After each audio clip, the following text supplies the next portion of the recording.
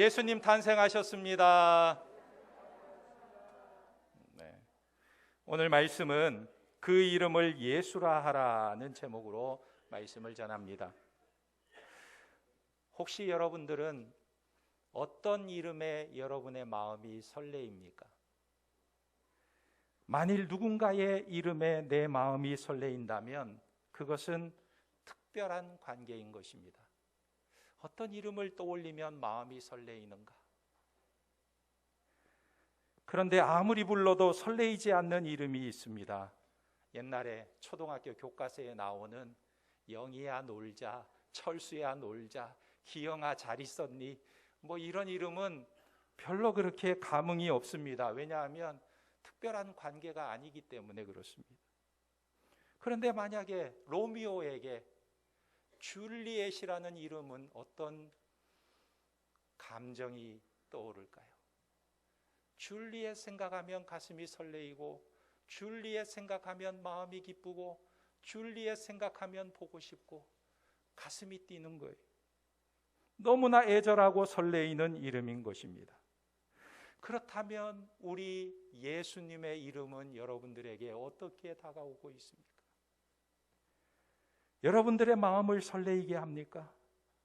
오늘 본문 말씀에 예수님에 대해서 그 이름을 소개하고 있습니다. 아들을 낳으리니 이름을 예수라 하라. 이는 그가 자기 백성을 그들의 죄에서 구원할 자이심이라 하니라.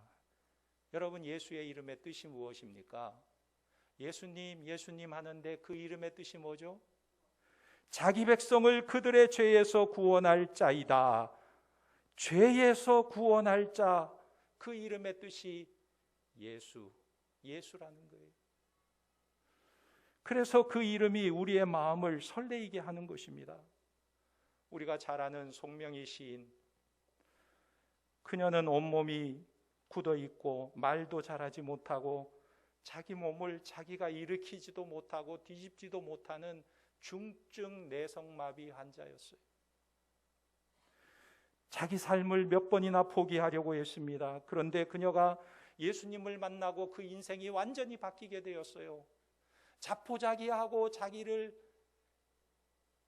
죽으려고, 인생을 포기하려고 했던 그녀가 예수님을 만나고 그 인생이 바뀌게 되었는데, 이 송명희 시인이 예수님에 대해서 이렇게 고백합니다.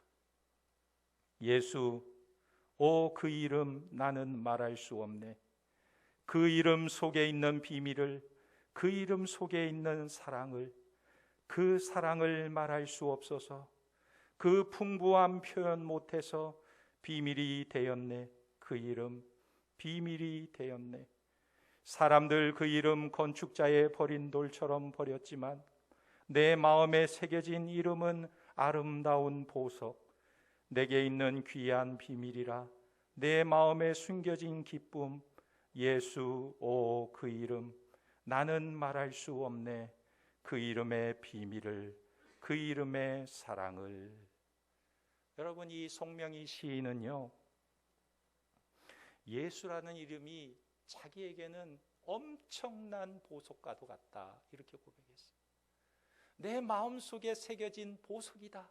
그래서 내 마음, 이 어두운 마음을 환하게 비추는 보석과 같은 것이다, 고백을 했어요. 18세기에 존 뉴턴이라는 사람이 있었는데 그가 노예 상인이었습니다. 아프리카 흑인들을 잡아서 미국으로 끌고 가서 파는 상인이었어요. 어느 날 폭풍우 가운데 죽을 위기를 맞이할 때 그는 예수님을 만나게 됩니다. 그리고 그가 변해서 목사가 되었습니다. 그리고 그가 예수의 이름을 이렇게 표현했습니다. 예수의 이름은 우리의 귀에 얼마나 감미로운지, 그것은 우리의 슬픔을 달래주고 우리의 상처를 치유하며 우리의 두려움을 내어 쫓는다. 여러분은 예수님의 이름이 여러분의 마음에 감미롭습니까? 예수님의 이름이 여러분들의 가슴을 설레이게 합니까? 예수의 이름이 여러분의 마음에 숨겨진 보화와 같습니까? 그렇다면 무슨 이유로 우리의 마음을 그렇게 예수의 이름이 설레이게 할까? 그 이유가 있습니다. 예수의 이름이 우리의 마음을 설레게 하는 이유는 우리가 구원받을 필요성이 있기 때문에 그래요. 그래서 그렇게 감격스럽고 설레게 하는 것입니다. 마태복음 1장 21절에 아들을 낳으리니 그 이름을 예수라 하라. 이는 그가 자기 백성을 그들의 죄에서 구원할 자이심이라 하니라 그랬어요. 하나님의 백성일지라도 무엇이 필요합니까? 구원이 필요하다고 말씀하고 있는 것입니다. 그런데 문제는 내가 죄인이라는 의식이 없으면, 내가 죄인됨을 발견하지 못하고 깨닫지 못하면 그 이름이 필요치 않는 거예요. 그 이름에 대해서 무덤덤해지는 것입니다. 제가 신대원 다닐 때 같은 방에 있던 전도사님 한 분이 늘 간절히 기도하는 모습을 보았어요. 그래서 물었더니 자기 친형이 신장이 나빠져서 신장 이식을 해야 되는데 기증자를 찾고 있지만 찾지 못하고 있다는 거예요. 그래서 자기 신장이라도 떼어줄 마음이 생겨서 병원에 가서 조직검사를 하고 왔는데 다행히도 형에게 자기 신장을 떼어줄 수 있게 된 것입니다. 그래서 자기 신장을 떼어주고 신장 이식을 받게 되고 그 형이 살아나게 되었습니다. 동생이 형의 목숨을 살려준 것이죠. 그런데요, 그 후에 이 형이요, 동생을 보기만 하면 얼마나 고마워하고 얼마나 이 동생을 귀중히 여기고 얼마나 자기 몸처럼 생각하고 아끼고 사랑하는지, 자기에게 신장을 떼어주어서 생명을 살려준 이 동생을 정말 사랑하고 귀하게 여기고 아끼고 그렇게 이뻐하는 거예요. 왜 그렇습니까? 너무 간절했기 때문에, 신장 이식하는 것만이 살 수 있는 길이었기 때문에 너무 간절해서 그 동생만 보면 너무너무나 고맙고 귀하게 여기는 것입니다. 그런데 한번 생각해 보세요. 제가 만약에 멀쩡한 사람에게, 자기가 건강하다고 생각하는 사람에게, 선생님, 제가 이래봬도 신장 하나는 건강한데 제 신장 하나 떼어드릴까요? 그렇게 말한다면 이분이 어떻게 생각하겠어요? 뭐 이런 이상한 사람이 다 있나? 나 멀쩡한데 뭐 하려고 신장을 떼주려고 그래? 전혀 고마워하지 않을 거예요. 오히려 화를 낼 거예요. 그러므로 죄인에게 예수의 이름이 기쁨이고 소망인 것입니다. 구원에 대한 간절한 소망이 있는 자에게 그 이름이 기쁨이 되는 거예요. 그러므로 내가 죄인이라는 의식이 없으면 그 이름을 구하지 않는 거예요. 예수님 당시에 보면 최고의 신앙인들이 있었습니다. 서기관과 바리새인들이 있었습니다. 이들은 성경에 보니까 성경이 그들을 가리켜서 어떻게 표현하고 있나, 그렇게 율법을 철저하게 지키려고 하고 그렇게 사람들 앞에서 정말 도덕적이고 윤리적인 삶을 살려고 보여주던 그들을 성경은 뭐라고 말하고 있는가? 마태복음 23장 27절에 보니까 화 있을진저 외식하는 서기관들과 바리새인들이여 회칠한 무덤 같으니 겉으로는 아름답게 보이나 그 안에는 죽은 사람의 뼈와 모든 더러운 것이 가득하도다 그랬어요.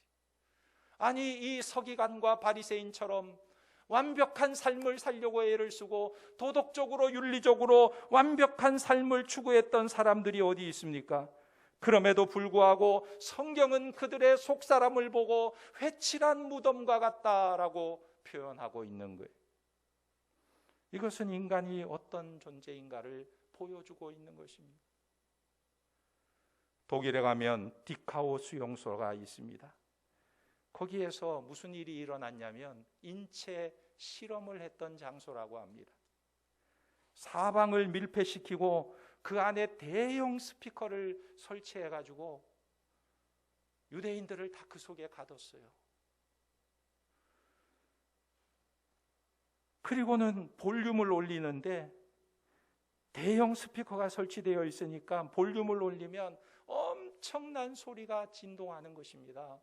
그래서 사람들의 고막이 터져나가고 사람들의 살갗이 막 떨리기도 하고 진동이 일어날 정도로 그 소리가 엄청나게 크게 울려 퍼지는 거예요. 왜 그런 실험을 했는가 보니까 저들이요, 더 빠른 비행기를 만들기 위해서 인간이 어느 정도의 소음을 견딜 수 있는가를 실험한 거예요. 그런데 놀라운 것은 그것을 실험하는 사람들이 어떤 사람들이었는가? 아주 몰상식한 사람들이 아니라 아주 이성적이고 지적이고 정상적인 사람들이 그런 실험을 아무런 꺼리낌도 없이 행하게 되었다는 것입니다. 그래서 바울은 이런 인간의 잔인한 모습을 이야기하고 있어요. 로마서 3장 9절에 보니까 그러면 어떠하냐? 우리는 나으냐?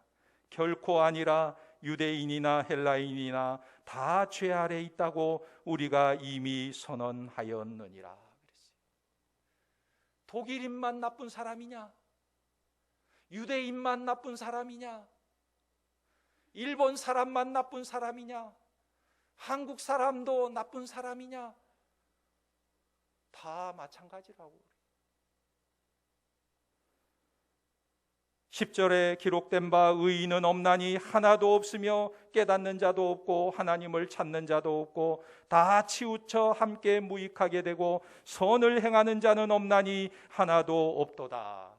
이게 인간의 현주소라는 거예요. 모두가 다 치우쳐서 죄를 짓고 있다는 것입니다.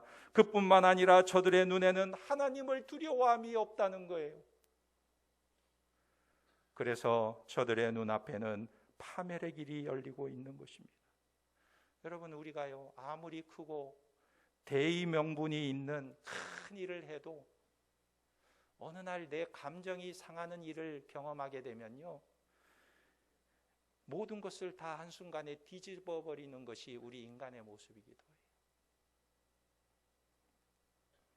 그러므로 중요한 것은요 신앙생활을 잘하느냐 못하느냐 그 증거가 무엇이냐는 거예요. 정말 저 사람이 신앙생활을 잘하느냐 못하느냐 그 증거가 뭐냐? 그것은 바로 자신이 죄인이라는 인식이 있느냐 없느냐는 거예요. 만일 그 인식이 없으면 결코 예수님을 원하지 않는다는 것입니다. 그래서 바리새인들을 보면요 이 예수님이 공생의 사역을 하는 그 짧은 기간 동안에 어떻게 하면 저 예수님에 대해서 알려고 하고 예수님에 대해서 깨달으려고 하고 예수님을 발견하려고 하기보다는 어떻게 하면 저 예수를 죽일까? 어떻게 하면 저 예수를 없애버릴까? 어떻게 하면 저 예수를 잡아 가둘까? 그 생각만 하면서 예수님을 쫓아다녔던 것입니다. 그런데 반대로 죄인들은 어떻게 했습니까? 예수님을 환영했어요.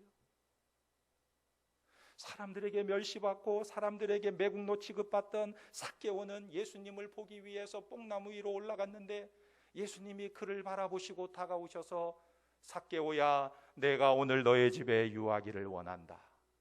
이때 삭개오가 감동을 받고 주님 내가 남의 것을 토색한 일이 있으면 4배나 갚겠습니다.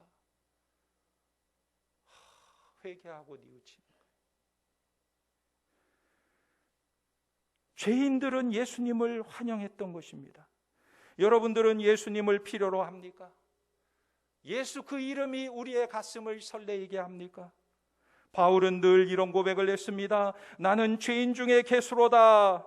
나는 죄인 중에 괴수로다. 그러니까 이 바울이요 늘 하나님의 은혜 앞에 감격해하고 이 땅에 오신 예수 그리스도에 대해서 그 이름만 생각해도 가슴이 설레이고 그 이름만 떠올려도 감격스러운 삶을 살았던 것입니다. 여러분들이 예수의 이름만 불러도 마음의 기쁨과 감격이 일어나는 자들이 되기를 우리 주님의 이름으로 축원합니다. 두 번째로 예수의 이름만이 구원의 자격이 있는 것입니다. 이 세상에 우리를 구원할 분은 누구인가? 오직 예수님 한 분밖에 없어요. 왜 그럴까요? 세상 사람들은 구원의 길이 여러 가지 있다고 말합니다. 이 길도 가도 되고 저 길도 가도 되고 돌아가도 되고 목적지는 한 군데니까 가는 길은 여러 갈래일 수 있다. 그러나 성경은 그렇게 말하지 않아요. 오직 예수님밖에 없다 말하고 있습니다. 왜 그렇습니까? 예수님만이 죄가 없는 분이시기 때문에 그래요.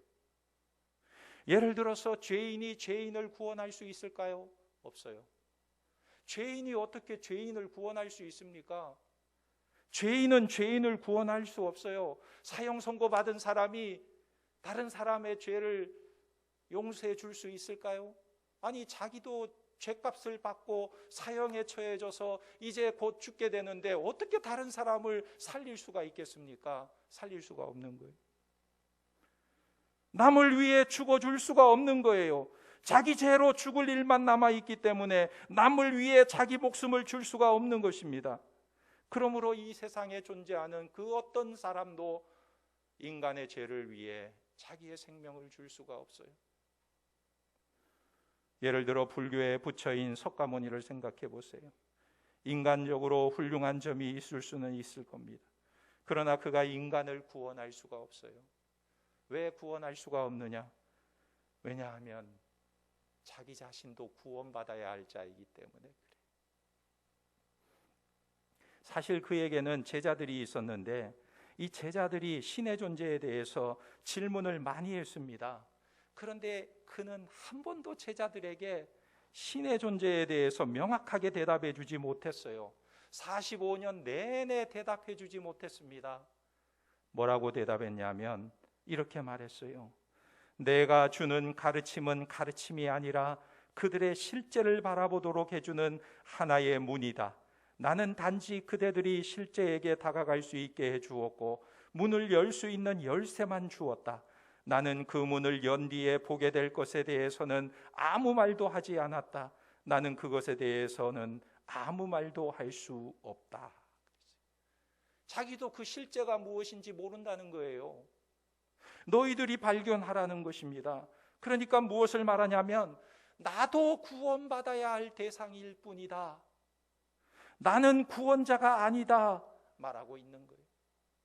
여러분, 공자는 어떻습니까? 공자도 이런 말을 했습니다. 내가 아침에 도를 깨달으면 저녁에 죽어도 한이 없겠다 그랬어요. 그가 도를 깨달았습니까? 깨닫지 못하고 죽었어요. 깨닫지 못하고. 왜 그렇습니까? 그도 구원받아야 할 대상이기 때문에 그렇다는 거예요. 그러나 오늘 말씀에는 우리 예수님이 분명한 구원자임을 밝히고 있다는 사실인 것입니다. 왜 그렇습니까? 예수님만이 죄 없이 이 땅에 태어났기 때문에 그래요. 예수님의 탄생이 어떻게 이루어졌습니까? 마태복음 1장 18절에 보면 예수 그리스도의 나심은 이러하니라. 그의 어머니 마리아가 요셉과 약혼하고 동거하기 전에 성령으로 잉태된 것이 나타났더니 그랬어요. 약혼하고 한 번도 잠자리를 같이 하지 않았어요. 동거하지 않았습니다. 그런데 성령으로 잉태되었다고 말하고 있습니다. 여러분, 이 사실에 대해서 우리 기독교가 지금까지 수세기 동안 세상의 공격을 받고 과학자들에게 공격을 받고 지성인들에게 공격을 받고 공격을 받아왔어요. 상식적인 사람들이 믿지 못하는 사건이라는 것입니다. 아니, 어떻게 남녀가 동거하지 않았는데 아이를 잉태할 수 있느냐? 그게 말이 되느냐? 동화 같은 이야기지. 그런데 왜 제자들은 이 위험한 기록을 남겨두고 있느냐는 거예요. 그것이 바로 구원의 본질적인 요소가 되기 때문에 이것을 반드시 남겨야 하는 것입니다. 예수님이 어떻게 잉태되었느냐? 약혼자 요셉과 동거하기 전에 성령으로 잉태가 되었다 하는 것입니다. 다시 말해서 이것은 남자의 씨로 태어나지 않았다는 것은 성령으로 태어났음을 말하는 것입니다. 여기서 중요한 핵심은 무엇이냐면 원죄로부터 자유로운 자가 바로 예수 그리스도라는 거예요. 죄로부터 자유로운 분, 죄가 없는 분으로 인간의 몸을 입고 이 땅에 오신 분이 예수님이시라는 것입니다. 그래서 이게 무엇을 말하냐면 예수님만이 인간의 죄를 대신하여 자기 생명을 줄 수 있다는 거예요. 죄가 없는 자가 죄 있는 자를 대신하여 죽어 줄 수가 있다는 것입니다. 그래서 예수님이 성령으로 잉태된 것입니다. 마태복음 1장 20절에 이 일을 생각할 때에 주의 사자가 현몽하여 이르되 다윗의 자손 요셉아 내 아내 마리아 데려오기를 무서워하지 말라 그에게 잉태된 자는 성령으로 된 것이라 그랬습니다. 그러니까 예수님은요 남자의 씨로 잉태된 것이 아니라 성령으로 잉태된 것을 말하고 있는 것입니다. 여러분, 성령으로 잉태된 자는 남자의 후손일까요? 아닐까요?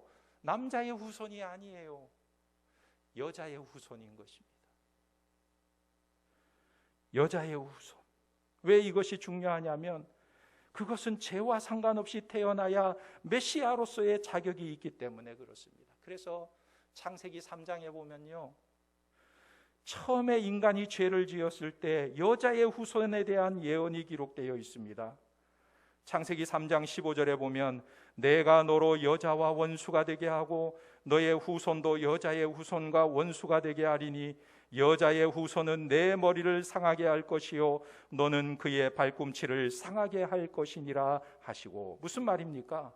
예수님이 이 땅에 오실 것을 예언하고 있는데 그런데 메시아를 여자의 후손이라고 말하고 있다는 거예요. 이건 놀라운 것입니다. 창세기 이후부터 성경을 보세요. 이때만 여자의 후손이라는 말이 나오고 그 이후로 여자의 후손이라는 말이 나오는지 찾아보세요. 없어요. 왜 성경은 여자의 후손이라는 말을 사용하지 않느냐? 성경에 보면 전부 다 남자의 후손의 기록입니다. 남자의 후손. 여자의 후손이라는 말이 나오지 않아요. 창세기 이후로. 그래서 마태복음 1장 2절에 보면 아브라함이 누구를 낳아요? 이삭을 낳고, 이삭은 누구를 낳아요? 야곱을 낳고, 야곱은 누구를 낳아요? 유다와 그의 형제를 낳고. 그러니까 남자가 남자를 낳아요. 사실은 여자가 낳는데 성경은 뭐라고 기록하고 있어요? 남자가 남자를 낳고, 아브라함이 이삭을 낳고, 이삭이 야곱을 낳고, 야곱이 요셉과 그 자손들을 낳고, 남자가 남자를 낳는 남자의 후손으로 기록하고 있다는 거예요. 예수님 당시에도 마찬가지입니다. 사람의 수를 셀 때에는 남자만 세었던 거예요. 여자와 어린아이는 세지 않았어요. 남자만 숫자를 세었던 것입니다. 그래서 여자 후손이라는 말이 나올 수가 없는 거예요, 성경에. 그런데 창세기에서는 어떻게 여자의 후손이라는 표현을 하고 있을까? 이것은 예수님께서 동정녀 마리아에게서 메시아가 태어날 것을 예언하고 있기 때문에 그래요. 그래서 여자의 후손이라고 기록하고 있는 것입니다. 그러니까 이 예수님만이 죄와 상관없기 때문에 합법적으로 우리의 죄를 대신하여 그 생명을 줄 수 있는 유일한 분이심을 성경이 말하고 있는 것입니다. 사도행전 4장 12절에 다른 이로서는 구원을 얻을 수 없나니 천하 인간의 구원 얻을 만한 다른 이름을 우리에게 주신 일이 없음이니라 하였더라. 할렐루야. 예수님만이 우리의 구원자가 되시는 줄 믿으시기 바랍니다. 세 번째로 우리가 생각할 것은 구원의 방법이에요. 어떻게 구원하느냐? 구원은 오직 예수님만이 유일한 방법인데 왜 예수님만이 유일한 방법이냐? 중요한 이유가 있습니다. 그분이 속죄의 피를 흘리러 오셨기 때문에 그렇습니다. 우리의 죄값을 치르려면 거룩한 제물이 있어야 돼요. 죄값을 치르려면 나 대신 누가 죽어줘야 되는 거예요. 그래서 예수님께서 오셨을 때 세례 요한이 예수님을 보고 뭐라고 고백했습니까? 요한복음 1장 29절에 보라 세상 죄를 지고 가는 하나님의 어린 양이로다 그랬어요. 왜 예수님을 가리켜서 하나님의 어린 양이라고 표현했을까요? 어린 양에 두 가지 상징적인 의미가 있습니다. 하나는 유월절 어린 양이 상징적이에요. 이 유월절 어린 양은 출애굽기 12장에 보면 하나님의 사자가 모든 애굽의 장자를 다 멸할 때 히브리인의 장자는 죽지 않았어요. 왜? 저들은 모세에게 하나님의 말씀을 전해 듣고 어린 양을, 유월절 어린 양을 잡아서 그 피를 문설주 좌우 임방에 다 발라두었어요. 그래서 죽음의 사자가 와서 장자를 죽이려고 할 때 그 어린 양의 피가 발라져 있는 집은 그냥 지나갔어요. 그래서 유월했다 말하는 거예요. 마찬가지로 예수님께서 피를 흘려 죽으심으로 내가 죽어야 되는, 내가 사망 선고를 받아야 되는데 그 죽음이, 사망이 떠나가 버리는 거예요. 예수의 피로 건너가게 되는 것입니다. 또 하나는 레위기에 속죄제가 있습니다. 흠없는 양을 잡아서 피를 흘리는 의식이죠. 그 피를 흘림으로 인하여 우리의 죄를 사함받는 것입니다. 그래서 예수님께서 이 땅에 오실 때 세례 요한이 그를 보고 보라, 세상 죄를 지고 가는 하나님의 어린 양이로다 그랬어요. 우리의 죄값으로 보혈의 피를 흘릴 수밖에 없는 화목제물로 이 땅에 오신 예수 그리스도를 말하고 있는 것입니다. 하나님의 아들이신 예수님이 이 땅에 오시는데 어디서 태어났을까요? 유대 땅 베들레헴 여관에서요? 호텔에서요? 궁궐에서요? 아니죠. 마국간에서 태어나셨어요. 마국간에 태어나신 것은요, 태어날 때부터 어린 양으로 오셨다는 것을 상징하기도 해요. 히브리서 9장 22절에 율법을 조차 거의 모든 물건이 피로서 정결케 되나니 피 흘림이 없은즉 사함이 없느니라 그랬습니다. 피 흘림이 없으면 사함이 없다. 그런데 예수 그리스도께서 우리를 위하여 피를 흘려주심으로 우리가 사함을 받게 된 거예요. 히브리서 10장 9절에 그 후에 말씀하시기를 보시옵소서 내가 하나님의 뜻을 행하러 왔나이다 하셨으니 그 첫 것을 폐하심은 둘째 것을 세우려 하심이니라. 이 뜻을 쫓아 예수 그리스도의 몸을 단번에 들이심으로 말미암아 우리가 거룩함을 얻었노라. 그가 몸을 단번에 들임으로 우리가 거룩함을 입었다. 성경이 말씀하고 있습니다. 그러므로 예수 그리스도의 피가 우리의 죄를 씻는 줄 믿으시기 바랍니다. 우리는 하나님 앞에 나아갈 수 있는 자가 되었어요. 예수의 보혈의 피로 정결케 된 자들이 된 줄 믿으시기 바랍니다. 에베소서 1장 7절에 우리가 그리스도 안에서 그의 은혜의 풍성함을 따라 그의 피로 말미암아 구속 곧 제사함을 받았으니. 여러분, 이 성탄절이 왜 여러분들에게는 기쁨의 좋은 소식이 될까요? 성탄절이 되면 왜 우리의 가슴이 설레이고 기쁨이 충만합니까? 선물 때문에요? 산타크로스가 와서요? 양말 안에 선물이 가득했어요? 어렸을 때는 그랬을지 모르겠지만 지금은 우리가 왜 성탄절이 우리에게 기쁨이 되고 가슴 설레이는 날이 될까요? 왜 세상 사람들은 성탄절에 기뻐하실까요? 성탄은 예수님께서 우리의 죄를 속하려고 오셨기 때문에 기쁨이 되는 거예요. 이 성탄의 계절은 우리에게 영원한 제사함의 기쁨을 누리는 축복의 날이 되는 것입니다. 그래서 성탄은 그 주님을 생각하면서 우리가 기뻐하고 주님께 찬양과 영광을 돌려드리는 거예요.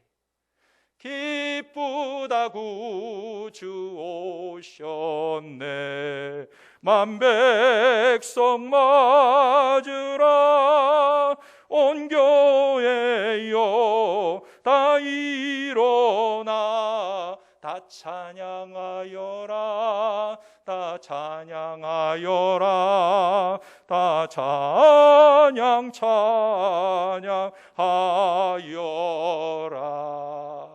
할렐루야. 주님 오심이 기쁨이 되는 이유가 우리의 죄를 사해 주시고 우리를 구속하시고 하나님의 자녀 삼아 주시는 놀라운 은혜의 선물을 주시려고 오셨기 때문에 기쁨이 되는 것입니다. 예수 그 이름을 생각하면서 우리의 가슴이 설레이고 예수 그 이름을 생각하면서 우리의 기쁨과 찬송과 경배를 드리는 하나님의 백성들이 되시기를 예수님의 이름으로 축원합니다. 아멘. 기도하겠습니다. 하나님 아버지 감사합니다.